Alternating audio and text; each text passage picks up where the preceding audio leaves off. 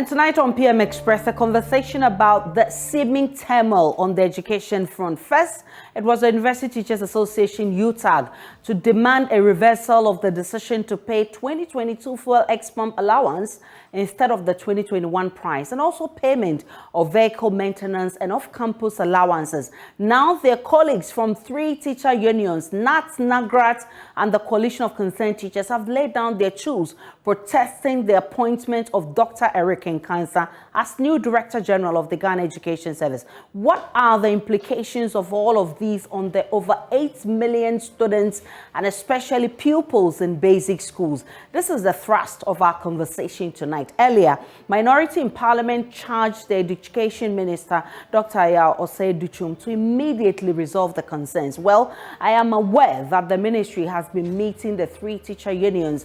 Have the issues been resolved? We are told it ended inconclusively. We'll get into all of that. But this is about the fifth time UTAG and other teacher unions are going on strike this year alone. How do we fix the crippling strike? So recently, we were told that Dr. Eric Nkansa is to replace Professor Kwetu Opoku-Amanko. Of course, if you've been following the conversations, you will know that the GES director was asked to step down. Now, today, NAGRAT, NAT, CCT are the unions that have gone on strike. They've left their classrooms unattended to because they are protesting that Dr. Nkansa does not fit that position.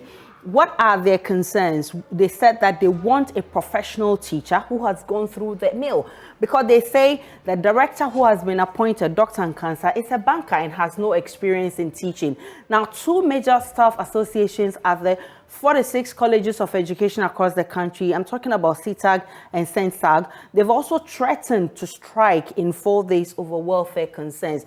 You are also aware that UTAG and other members have also gone on strike. So SENSAG and CTAG are saying that the way government has handled issues affecting their welfare hasn't been the best, and that's why they will be striking if government does not attend to their demands. So we know that UTAG and the Senior Staff Association of Universities of Ghana, Ghana Association of University Administrators have all gone on strike. We are also aware that the Fair Wages and Salaries Commission asked them to go back to the classrooms, but we are yet to find out if they have gone back to the classroom. So these are the conversations we'll be having tonight. Tonight, I have all the people who matter in this conversation who will be talking about reasons they want the GES appointed boss, Dr. Eric Nkansa, to step down for another person to take over, and why UTAG hasn't resumed its, hasn't come back from its strike, and then why CTAG is also threatening to go on strike in 4 days if their issues are not dealt with. Tonight, I've been joined by Professor Solomon Nunu. He's the National President of the University Teachers Association of Ghana. Dr. Clementa Park, who is Deputy Ranking Member on the Education Committee of Parliament and MP for Bolsa South Constituency, also joins us virtually. Kofi Asare is Executive Director of Africa Education Watch, and Prince Obeng Hema, who is the CTAG president. All of them will be joining me for this conversation. I must say that a president of NAT, Reverend Isaac Owusu, and Kwesi Kwarteng, who is spokesperson for the Ministry of Education, were supposed to be part of this discussion, but called last minute to say that they've been asked to step aside because their meeting ended inconclusively. Thankfully, my colleague Kojo Nyako has been monitoring this meeting for us, and he'll be joining me in the studio to tell us where we are now. Let's have a conversation after this break. Welcome back to PM Express. My name is Aisha Ibrahim, and many thanks for staying with us. Like I mentioned earlier, Kojo Nyako has been in this meeting. He will share briefly with us what transpired in that meeting and why it ended inconclusively. Kojo Nyako. So the meeting was held behind closed doors, and so we're not allowed in. It was after the meeting that they briefed us on what transpired. They told us that they had adjourned the meeting to Tuesday, that is tomorrow, where they will be meeting at 2 o'clock for the final determination of the matter. So whether the teacher unions will agree for government to maintain the new Lockdown GES counter. director, or they will continue with their strike. But for now, they say that it's inconclusive. The teacher unions pleaded that they were going to do a broader consultation with their constituents before they return. And so that was the agreement. But before that, we saw meetings, caucus meetings of the Ministry of Education. So the Ministry of Education was led by the Sector Minister, Sector Minister, and then the Minister of Employment and Labour Relations, as well as the Deputy, and the members of the GS. So they held caucus meetings, as well as the teacher unions. So I saw NAGRAT, I saw NAT, and all of that. But one critical issue is that it is not only, the protest is not only about the appointment of the new GES director. They also had promotion issues. They also had some 10 regional directors of education who are still holding on to their position, even though they are retired and they are in acting capacity. And so these are the issues that were also on the table as well. And so tomorrow we will be looking for the outcome of the issue on the appointment of the new GES Director General, as well as the issues that concern the promotion that government is yet to pay. Okay, so Kojo Nyakun was there and he shared with us. If you're wondering why we don't have any member of those unions here, it's because they've been warned by the Ministry of Education not to speak until they finish with the negotiation. In fact, the spokesperson of the Ministry of Education was supposed to be part of the conversation, but he called last minute to say that they've been warned not to speak until negotiations conclude. Let me bring in Professor Solomon Nuno, who is UTAG president. Having heard from your colleagues from the other side on the meetings they had today, I want to find out from you, what has been your conversation with government? I know that when you started the strike, the Fair Wages and Salaries Commission asked that you go back to the classroom. What has happened since the strike started?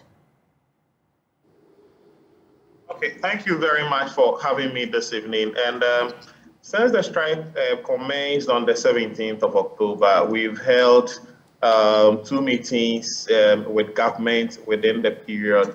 And within the period also, we have had 3 hearings at the NLC.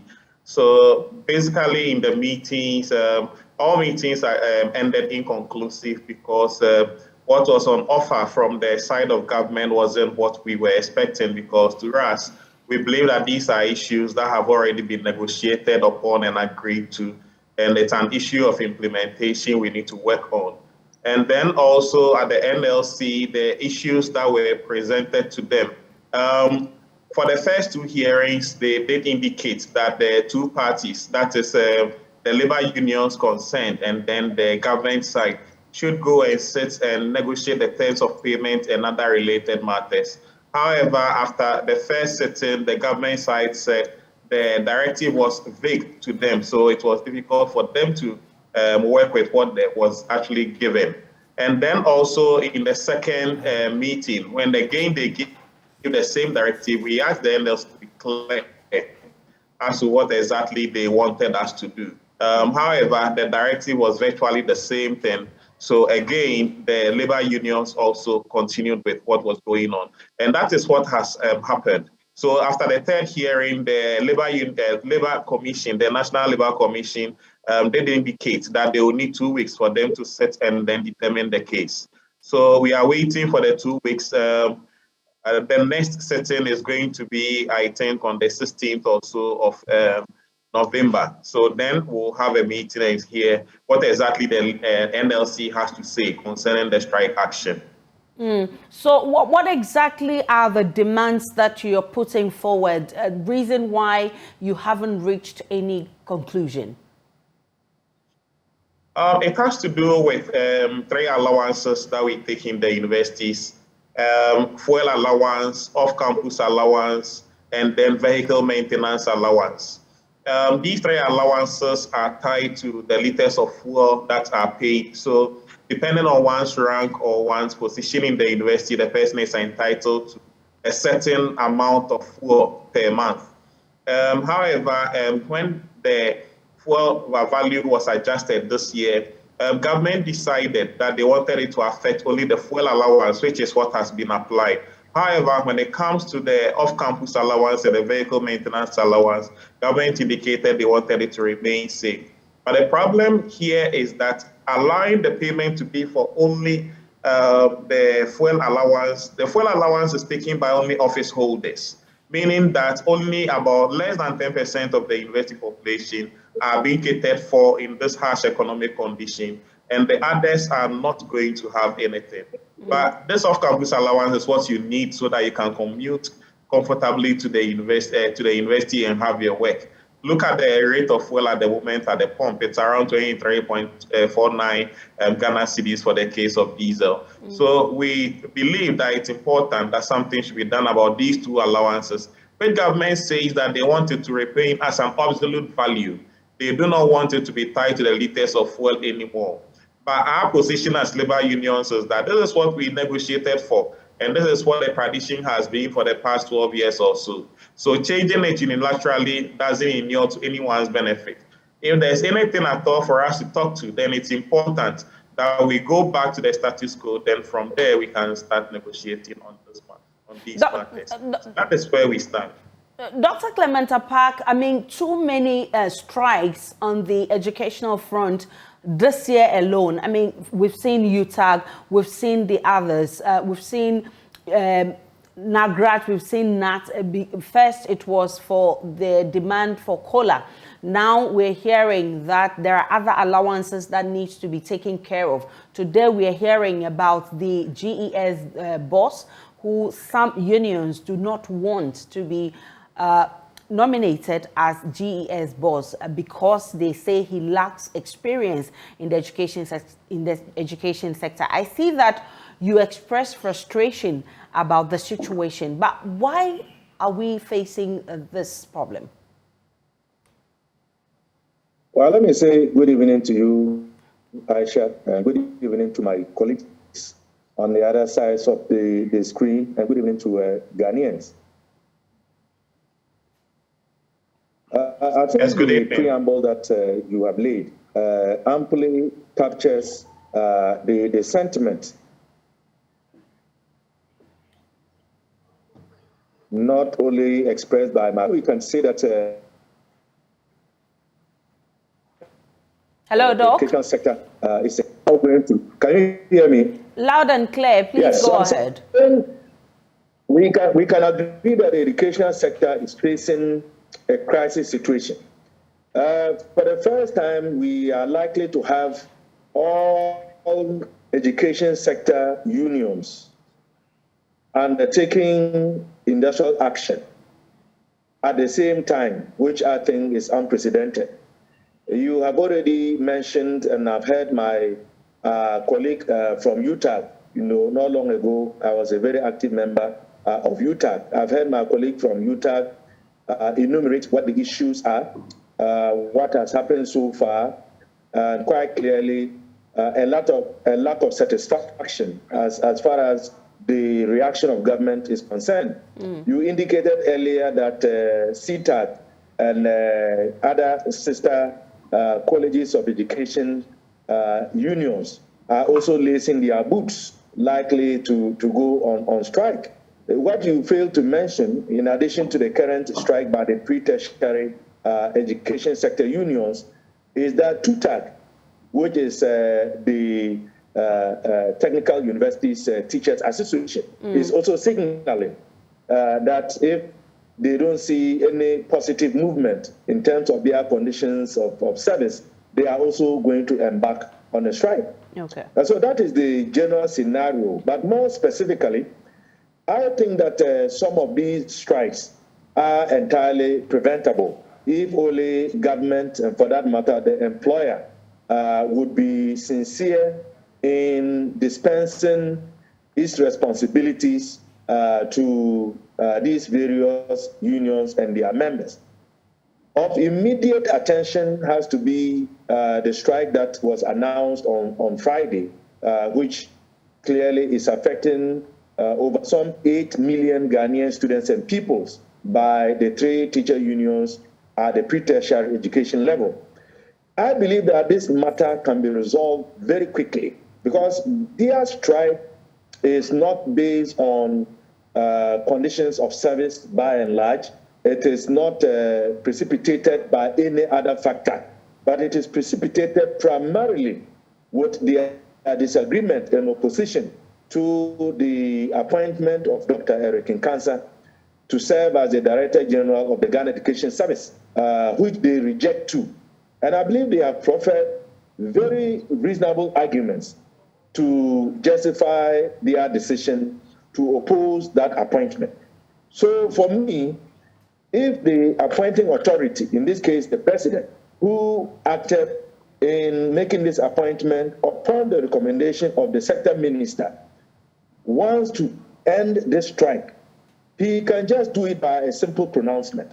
I mean, I cannot see why 400,000 teachers have to leave the classroom to the detriment of over 8 million students and pupils because of one appointment that has been made, which the teacher unions deem to be unacceptable as far as their standards are concerned.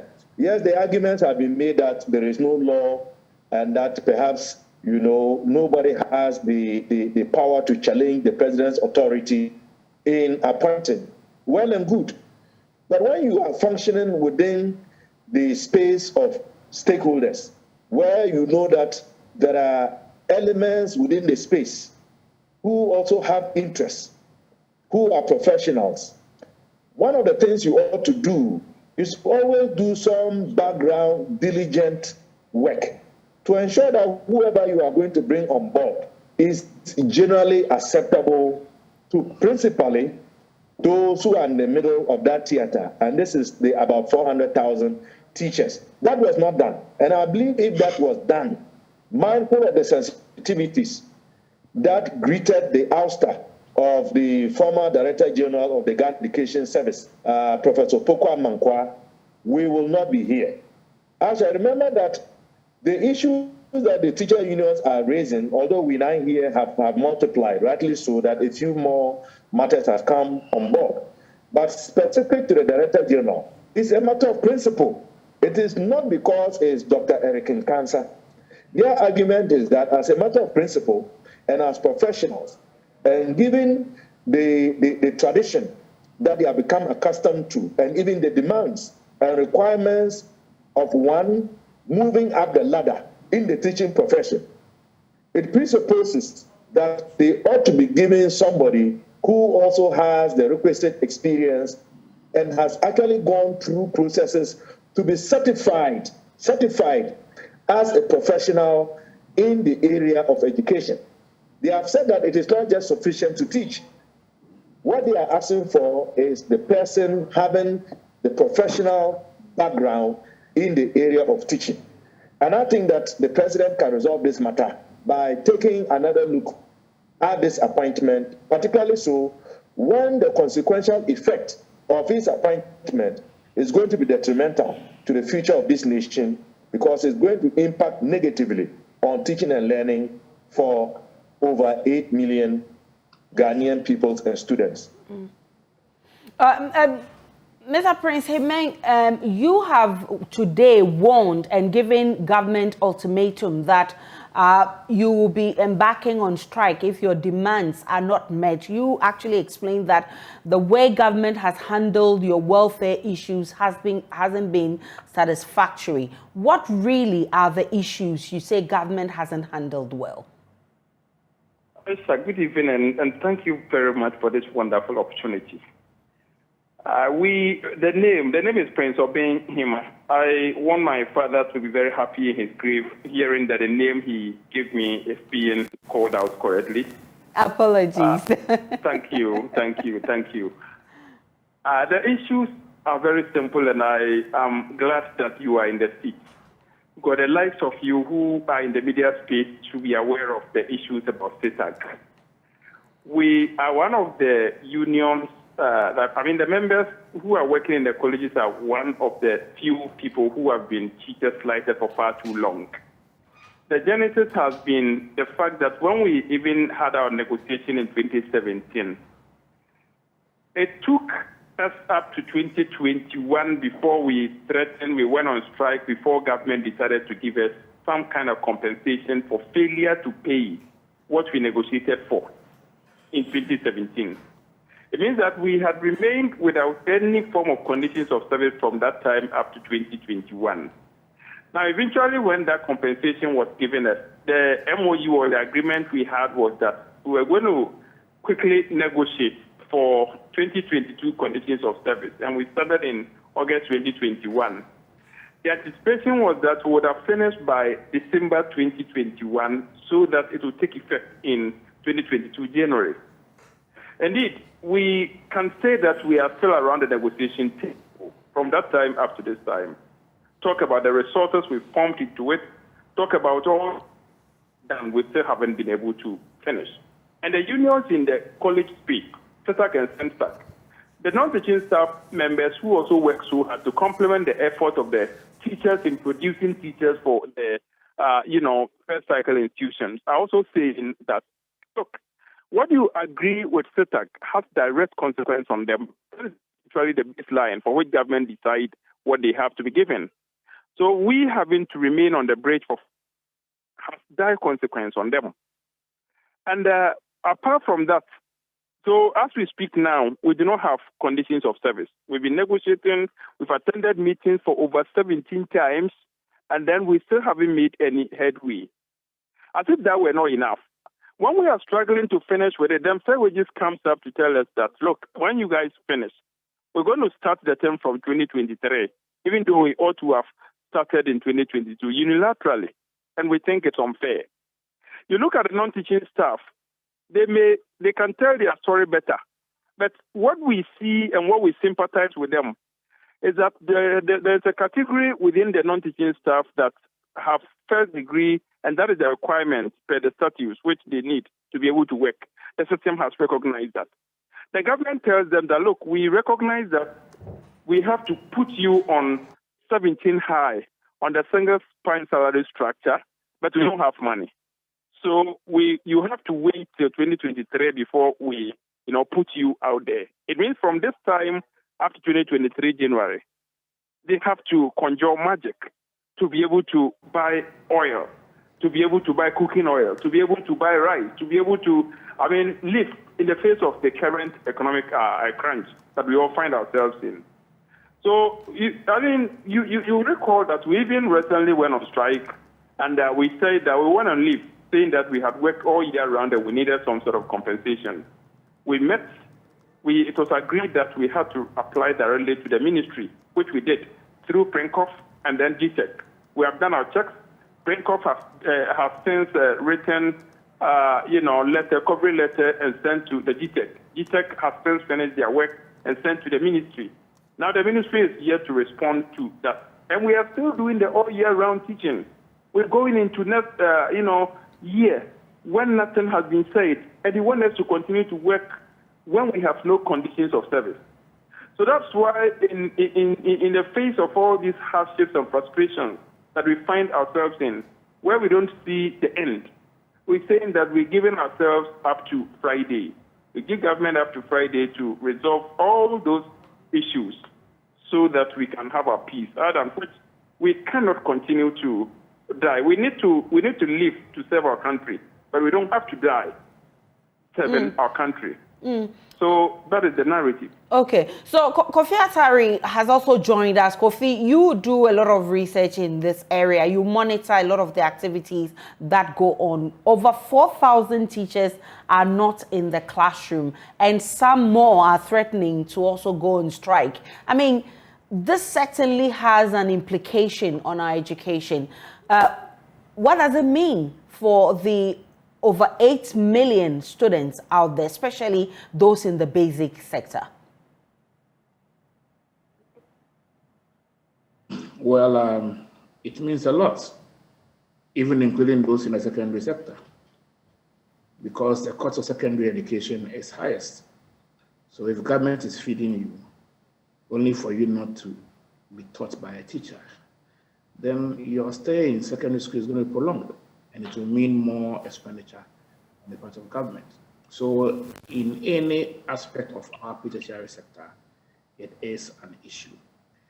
I have a challenge because we are working hard to realign our academic calendar after the disruptions of COVID. So the least one would expect would be any disruptions to the academic calendar. Unfortunately, we are having strikes. And so it is my expectation that we will open spaces, for social dialogue and encourage more engagement between the employer and then the employees, so that we prevent such industrial actions, because it doesn't in any way help the cause of government as government struggles to reset our academic year to the September academic year. The September-August calendar. I must admit that the good thing about what is happening is that about 90% of them are not new. They are existing issues that have not been resolved from the tertiary level up to the pre-tertiary level. And so I believe that once the existing issues that have not been resolved, it is possible to have a negotiated win-win out of this situation. I'm also happy that the teacher unions at all levels have agreed to dialogue and negotiate their way out of this strike. And so I have the conviction and I have the firm belief that genuinely they believe that these situations can be resolved through dialogue with the employer. And so all we can do as stakeholders is to support the process of negotiation and hope that both parties come out with a win-win in the interest of public education in Ghana. With the issue of Dr. Nkansa, which some teacher unions say that he doesn't have the experience to actually head that the Ghana Education Service. What's your opinion on this? Well, I don't want to have I don't want to share any opinion on this matter because it is a very 21 in the middle of negotiation. Right. Let me bring in Professor Nunu. Once you don't want to comment on it, let me bring in Professor Nunu. Professor Nunu, you heard Kofi Asare talk about dialogue to actually talk your way out of this issue. Your issue has been there for quite some time now. And like you rightly said, there's been negotiations, but it's always ended inconclusively. Why haven't you been able to resolve the issues? Is it that you are not meeting government halfway? Or is it that government is not willing to resolve your problem? Which is it? Is it that yourself, you're not taking the plight of the students at heart? And that's why we're still here. Okay, thank you very much. You recall that in our press conferences that we have held and also communiques we've issued, we've stated time and again, and what is happening is a unilateral variation in our condition of service by our employer. So yes, government has taken a position that is contrary to agreed signed conditions of service. So it's up to the government now to move and then come to a point whereby both parties can agree. But for you to unilaterally vary our condition of service without communication, without anything, that is the problem that we have on our hands. And I believe that a lot of these things can actually be taken care of if there was enough dialogue. Because with dialogue, we'll be able to find a way to solve the problem even before it becomes a big issue. However, that has not been the case in recent times, and we believe that if there's enough dialogue, most of these things can be taken care of even before it becomes a big or a thorny issue on our hands. I want to understand why you have not reached conclusions with your negotiations. What really is on the table for, both sides?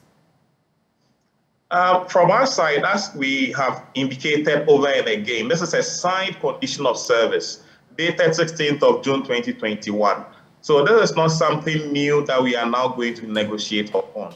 However, government on their side, the employer keeps saying that in their case, they believe there are difficulties in our time, and so they think we need to vary or change this particular agreement that we are having on our hands. But that is the problem. If we are having difficulties at this time, we need to dialogue to agree on what to do. but you don't unilaterally change the agreed condition of service that other sector workers are not enjoying that, so we don't even know why we negotiated that. Does it mean that whoever sat in the negotiation and signed that document did it without knowing what he or she was doing? I think some of these things, it's always about communication, it's always about dialogue. Let's sit and talk, and then we can find a way to go around it. Yes, we all agree that there are difficulties in the country. Nobody wants to shut down the economy of this country. But what happens whenever this economy is now on a sound footing? We need to dialogue and find a way out of this matter. So, Prof, how long do you intend to go for the strike? For as long as it takes. We need to all be aware that no labor union is interested in a strike action. Because in our case, as university teachers, after the strike action, the work is waiting for you. Dr. Park, I'm sure, has experienced it a couple of times. After strike, you need to go back, mark your scripts, go back to the lecture room and lecture. Everything is waiting for you. So it's not the right course of action any labor union, especially for UTAG, that we want to take. But when they are pushed to this corner, then that's the only way to go about it. And you need to do it till everything is resolved. And your next meeting is when? The next meeting is going to be next week, Wednesday. So next week, Wednesday, hopefully we'll have a meeting. That should be, I think, 16th of November. So that is when we are having another hearing at the NLC. In between, as at now, I'm unaware whether the government will call us for a meeting. The last time there was a postponement, they didn't call us for a meeting over the 2-week period. So I don't know what will happen this time. So we are just waiting to go and meet the NLC come 16th of November. Okay. Mr. Prince Obeng Hima, let me pronounce the name well so that your father will be happy. Mr. Obeng Hima, from the time that you issued your statement till now, has anything changed? No, we've not had any direct or any response. All right. So that means that you're still sticking with your plan. Exactly. Our ultimatum still remains that we're waiting up to Friday to see if there will be any attempt to resolve the matters, so that we will remain at work. If by Friday, as we've said, in concert with the non-teaching staff, if the issues don't get resolved, we will consult our respective councils and then roll out what the full actions are. Dr. Clement Park, of course, you mentioned all the issues, and that means that you're following. And today I heard the ranking member actually send a signal to the Ministry of Education that they should resolve the matter before your committee comes in. What have you done so far? Your committee, I'm talking about the Committee of Education in Parliament. What have you done all this while to help resolve the issue? Well, in all honesty, the committee as a unit is yet to have a formal meeting to look at this specific issue, which I believe has to do with the most recent action undertaken by the pre-tertiary teacher unions. But I believe that we ought to just, look at the totality of what is going on in the educational sector. So yes, we have not formally made a public statement, although individuals, including myself, have expressed our opinions about what should be happening, what should have happened, and the fact that perhaps some preemptive consultation in the background may have prevented at least the current strike undertaken by the pre-tertiary teacher unions, or even if government was proactive, after the pre-tertiary teacher unions had signaled very strongly that they were going to undertake this strike action if nothing was done with regards to the appointment of Dr. Nkansa. If something had been done, perhaps in the background, it is possible that this could have been averted. So the committee clearly is monitoring closely. I can divulge that on our platform. We have been very busy looking at the issues There are all kinds of recommendations from committee members. There are those who are suggesting that the committee should meet to deliberate over what is going on in the sector. Others are suggesting that we should summon the minister to appear before the committee.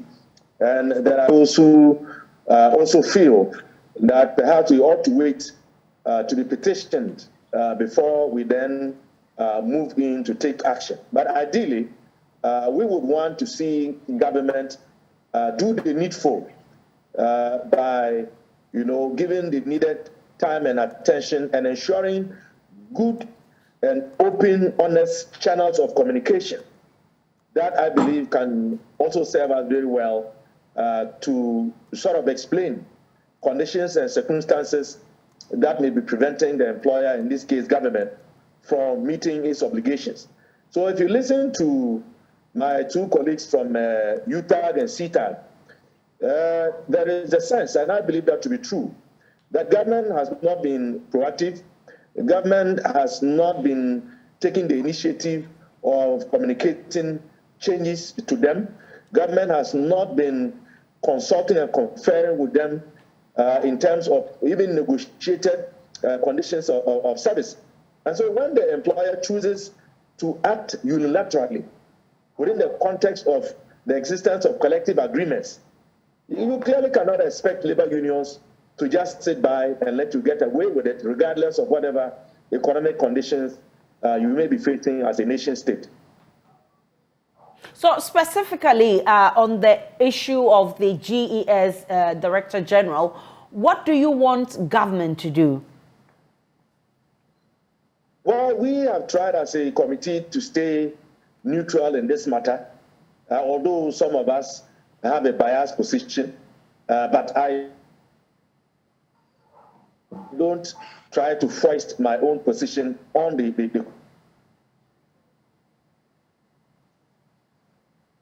committee. So as it is our hope to be able to find a resolution to this problem immediately. Your colleague reported on the fact that the meeting that was held today from about 2 p.m. ended inconclusively, and the fact that representatives of the teacher unions as well as the government side have chosen not to comment positively. Let's hope and pray that tomorrow, being the 3rd day since the strike was announced, we'll see a resolution that can bring some peace and quiet, at least in the interim, to the pre-tertiary educational sector, even as we look at some of the other issues that are still on the table which need to be resolved. Kofi, you indicated earlier that, this is something, and you say you are happy they are talking their way out because the way to go is dialogue. Dr. Park has also agreed that that is the way to go. But what exactly do you want to see? For instance, tomorrow, the 3 unions will be meeting government again to conclude on the meeting that started today. What exactly do you want to see? Going forward, I want to see the GES Council play a key role in resolving most of these issues or acting to prevent the occurrence of some of these issues. I'm saying so because the teacher unions are represented on the GES Council. So if we are opening up spaces and activating social dialogue mechanisms, between the employer and employees, we are better off preventing strikes than managing them. So in moving forward, that's what I want to see. But currently, as the minister, as the Minister of Education and the Employment Minister have already taken the lead in engaging the teachers on their concerns. Bear in mind that there are 4 or 5 different concerns. The Director General issue is only one. There are issues relating to laptops of the teachers who have actually gotten the deductions for the laptop but still haven't gotten their laptops. There are issues relating to human resource progression. There are about 4 or 5 broad issues being discussed. I hope that the 2 parties, after 2 days of negotiation, as they enter the 3rd day, are encouraged to explore the use of such social dialogue mechanisms, since it is very, very crucial at this point for both employer and employee to judge around the table and find amicable solutions to the issues as early as possible.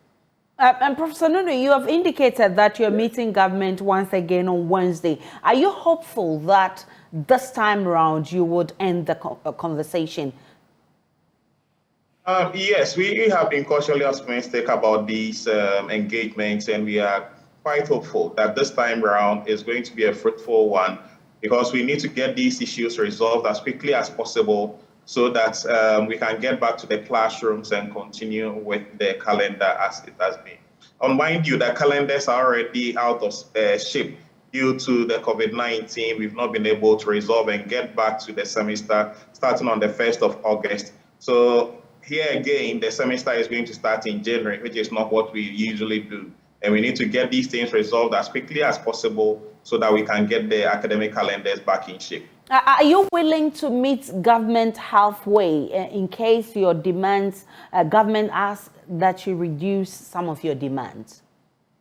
At the table, we have even done so, but it's up to government to also move. They can't continue to be at the position where they are and expect us to be the one bending over all the time. That is difficult to accept. I'm grateful for your time. Professor Solomon Nuno, he's president of UTAG. Dr. Clementa Park is the deputy ranking member on the Education Committee of Parliament. Kofi Asare is the executive director of the Africa Education Watch, and Prince Obing Hema is president of CTAG. I'm grateful that you all joined us. My name is Aisha Ibrahim. Enjoy the rest of our programs.